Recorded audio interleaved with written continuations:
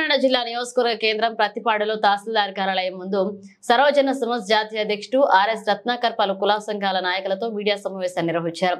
ఈ సందర్భంగా ఆయనకి పలు కుల సంఘాల నాయకులతో పాటు దాకారపు కృష్ణ, చంద్రాడ నాగేంద్ర, రాజాల రాజకుమార్, శాల్వా కపి పూలమాలలు వేసి ఘనంగా సన్మానించారు. ఈ సందర్భంగా ఆర్ఎస్ రత్నాకర్ మాట్లాడుతూ కులాలతో కంపకొట్టి దోపిడీమయమైపోయిన ఈ సమాజాన్ని తమ వంతుగా ఎంతో కొంత చైతన్యం చేసి అన్ని కులాల, మతాల, వర్గాల ప్రజలకు న్యాయం చేయాలన్నదే తమ లక్ష్యమన్నారు. ఏ వర్గ ప్రజలకైనా సమస్య వచ్చినా తామిప్పుడు న్యాయం పక్షమే నిలబడతామే తప్ప కులం పక్షం మద్దతుగా ఉండబోమన్నారు. ముఖ్యంగా ప్రతిపాడు నియోజకవర్గంలో క్వారీయింగ్, మైనింగ్ పేరుతో ఇష్టారాజ్యంగా దోపిడీ చేయడంతో పాటు పర్యావరణాన్ని విచ్చలవిడిగా నాశనం చేస్తున్నారని, రాష్ట్ర వ్యాప్తంగా జరుగుతున్న మైనింగ్ త్రవ్వకాలకు మేము వ్యతిరేకం కాదని, చట్టపరంగా త్రవ్వకాలు జరగని ఎడల ఉద్యమాలు చేపడతామని హెచ్చరించారు. కొంతమంది అనుకున్నట్లుగా నా దగ్గర కోట్ల రూపాయలు లేవని, కనీసం నాకు సొంత ఇల్లు కూడా లేదని వాపోయారు. తమ కుల నాయకులే నాపై అసత్య ప్రచారాలు చేశారని మండిపడ్డారు. గతంలో మీ మీద సోషల్ మీడియాలో విపరీతమైన ఆరోపణలు వచ్చాయి. రత్న అనే వ్యక్తి అలా వేల కోట్లు కూడబెట్టుకుని మీ సమాధానం ఏంటి సార్? ఈ ఆరోపణలో ఎస్సీలు కానీ, బీసీలు కానీ, ఓసీలు కానీ చేయలేదండి. నాకు కూడా తిరిగినటువంటి మా మాల సోదరు సరే వారు ఏం చేస్తున్నారో వారికి తెలియదు కానీ చేశారు. ఇంకోటి ఏంటంటే వేల కోట్ల మాట దేవుడు ఎరుగు, తొడుక్కుని కోటి కూడా లేదు నా దగ్గర.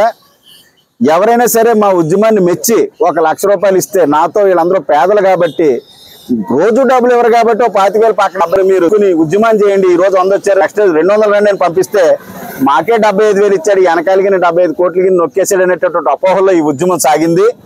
మీకు చెప్పేది ఏంటంటే మా మిస్సెస్ కేరళ కాబట్టి కేరళలో ఆస్తులు కొన్నామని, లేకపోతే వైజాగ్లో ఆస్తులు కొన్నామని ఇలా చాలా ఆరోపణలు. ఆస్తులు మాట దేవుడు ఎరుగు అని సొంతలు కూడా రోజుకి.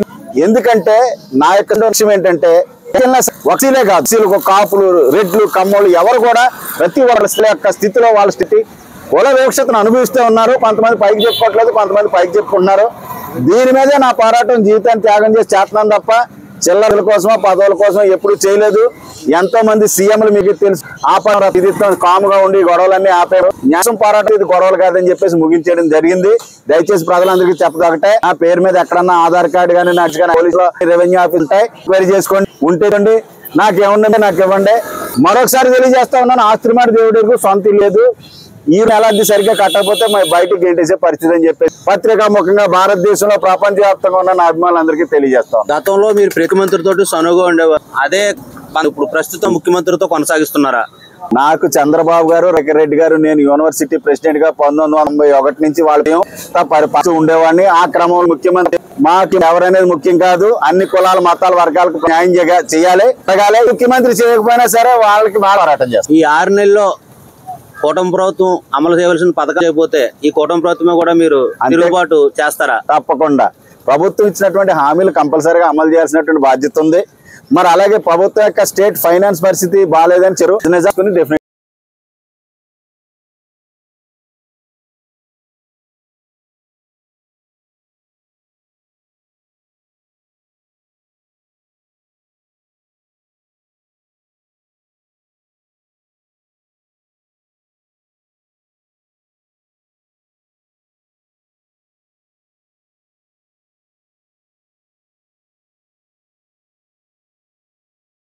సర్వజన సమాజ్ నేషనల్ ప్రెసిడెంట్ మాట్లాడుతూ ఉన్నాను. గతంలో మాల మహానాడు ఉండేది, దాన్ని తీసుకొచ్చి ఇందులో ఒక అంగంగా మెర్జ్ చేశాం. అయితే ఈ సర్వజన సమాజ్ అనేది రాజకీయ పార్టీ కాదు, ఇది సామాజిక రాజకీయ చైతన్య వేదిక. సమాజంలో ఉన్నటువంటి అన్ని కులాల, మతాల, వర్గాలకు రాజ్యాధికారంలో స్వతంత్ర భాగస్వామి ఉండాలన్నదే మా పోరాటం అని చెప్పేసి ఈ సందర్భంగా ప్రజలందరికీ నేను తెలియజేస్తా ఉన్నాను. భారతదేశానికి కులం ఒక జాడ్యం. ఈ కులం ఉన్నంత వరకు ఈ అవినీతి, దోపిడీ, వివక్షత కొనసాగుతూనే ఉంటది. నా జీవితాన్ని త్యాగం చేసి దీని మీద నిరంతరంగా 30 సంవత్సరాలుగా పోరాటం చేస్తా ఉన్నాం. మీకు అందరికీ తెలిసినటువంటి విషయాలే. ఏ కులానికి, మతానికి, వర్గానికి అన్యాయం జరిగినా సరే ఈ సర్వజన సమాజ్ ముందుండి మీ తరపున పోరాడుతుందని చెప్పేసి ఈ సందర్భంగా మీకు అందరికీ తెలియజేస్తా ఉన్నాను. మిత్రులారా, గతంలో ఈ పత్తిపాడు నియోజకవర్గంలో నిబంధనలకు నీళ్లు వదిలి మైనింగ్, ఈ క్వారీ జరిగాయి. ఇప్పుడు ప్రస్తుత ప్రభుత్వంలో కూడా అటువంటి కార్యక్రమాలు ఏమైనా జరిగితే మీరు ఏమైనా వీటిని ఆపే ప్రయత్నం చేస్తారా? గతంలో మీకు అందరికీ తెలిసినటువంటి విషయాలే. ఈ మైనింగ్ వ్యతిరేకంగా చాలా తీవ్రమైనటువంటి అక్రమ మైనింగ్ వ్యతిరేకంగా పోరాటం చేశాం. నా మీద ఎన్నో కేసులు పెట్టారు, అరెస్టులు చేశారు. ఈ ప్రభుత్వంలో కూడా అటువంటివి జరిగితే తప్పకుండా ముందుండి పోరాటం చేస్తామని చెప్పి మీకు తెలియజేస్తాం. గత వైసీపీ ప్రభుత్వంలో ఎక్కడా కనపడిన రత్నాకర్ ఇప్పుడు కొంచెం ఎలా అడవడి చేస్తున్నారంటే దాని పరమార్థం ఏంటో చెప్తారని. వైసీపీ ప్రభుత్వంలో వచ్చిన వెంటనే మాల మహానాడు ప్రెసిడెంట్ గా ఉన్నటువంటి నేను, నాకు సపోర్ట్ చేసినటువంటి వర్గం అంతా కూడా వైసీపీ ప్రభుత్వాన్ని సపోర్ట్ చేయడం జరిగింది. ఆయన ప్రభుత్వాన్ని చేపట్టిన ముఖ్యమంత్రిగా వచ్చిన వెంటనే రకరకాల అక్రమ కేసులు పెట్టి నన్ను వేధించడం జరిగింది, జైల్లో పెట్టడం జరిగింది. జైలు నుంచి బయటకు వచ్చిన తర్వాత మరి వచ్చిన 10 రోజులకే కరోనా స్టార్ట్ అయింది. 2 సంవత్సరాలు ఆ ఉద్యమాలు లేకుండా పోయినాయి. ఇక వైసీపీ ప్రభుత్వం మీద గిని పోరాటం చేస్తే ఆ జగన్మోహన్ రెడ్డి గారు ఏం చేస్తారో లేకపోతే లోకల్ ఎమ్మెల్యే గారు ఏం చేస్తారనే దానికన్నా నేను ఏ వర్గం కోసం పోరాటం చేసి మిగతా వర్గాలతో కలపాలని ప్రయత్నం చేసినా వాళ్ళంతా కూడా నా మీద తిరగబడి పోరాటం చేసే పరిస్థితులు వచ్చినాయి. సొంత వర్గంతో పోరాటం చేసే కన్నా నిజాలు ఏంటో వాళ్ళు తెలుసుకున్న రోజున నన్ను మళ్ళీ పిలుస్తారనేటువంటి ఉద్దేశంతో సైలెంట్ గా ఉండడం జరిగింది. మిత్రులారా, మీకు తెలుసు చింతలూరులో ఉన్నటువంటి మైనింగ్ ఒక సొసైటీకి సంబంధించింది. ఆ రోజున కలెక్టర్ ద్వివేది గారు ఉంటే ఎన్ఓసి ఇప్పించాను. అది నేనేదో తవ్వేసుకుని పట్టుకుపోయానని చెప్పి ప్రచారం చేశారు. ఆ క్వారీలో ఏం జరుగుతుందో ఈ రోజుకి నాకు తెలియదు. రాష్ట్రాల్లో దేశవ్యాప్తంగా నా క్యాడరు 30 సంవత్సరాలుగా ఉంటానే ఉంది. ఈ ప్రతిపాడు నియోజకవర్గం అనేది ఎప్పుడు కూడా ఒక నాకు స్ట్రాంగ్ హోల్డ్ అనమాట. అందుకని ఎప్పుడు కూడా ఇక్కడి నుంచి మొదలెడతాం. అందుకని ఈ రోజు కూడా ఇక్కడి నుంచే మొదలు పెట్టాం.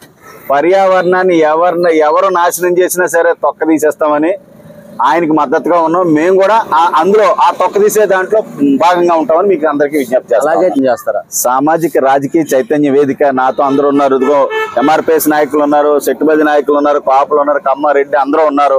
సమాజంలో కుల వివక్షత దారుణంగా ఉంది. మా కులముడే బాగుండాలి, మా కులముడే పైకి రావాలనేటటువంటి ధోరణిలో ఉన్నారు. కాబట్టి దీనివల్ల దోపిడీ, అవినీతి, చీటింగ్, వెనుపోటు జరుగుతున్నాయి. కాబట్టి దీని మీదే మా పోరాటం.